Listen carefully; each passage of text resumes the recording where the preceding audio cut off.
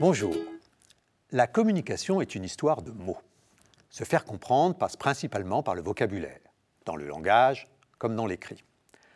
Pourtant, bien des mots qui sont utilisés pour parler de la vie locale, pour rendre compte de l'action publique, appartiennent à un langage d'experts, souvent hermétique pour beaucoup d'entre nous. Une étude récente réalisée par l'Institut Mediascopie pour le réseau Capcom révèle l'ampleur de ce décalage entre le vocabulaire utilisé dans la communication publique et le sens qui en est donné par les citoyens. Par exemple, que comprend-on du principe de subsidiarité, du millefeuille territorial, du pacte de confiance ou de la notion de chef de file?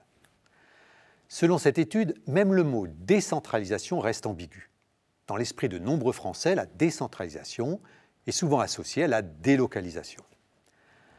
Les Français ont une faible connaissance de la décentralisation, de son histoire, de son organisation, de ses perspectives et de son jargon. Raison de plus pour ne pas les abreuver de termes volontairement compliqués. Les Français déclarent souhaiter une action publique plus efficace et moins coûteuse.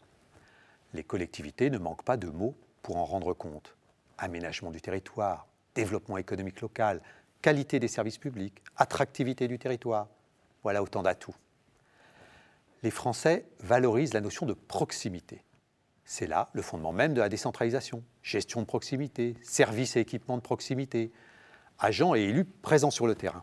Les communicants publics, les médias et les élus devraient parler de manière plus simple et plus concrète de la décentralisation. Et pour en rendre compte, un travail sur les mots s'impose.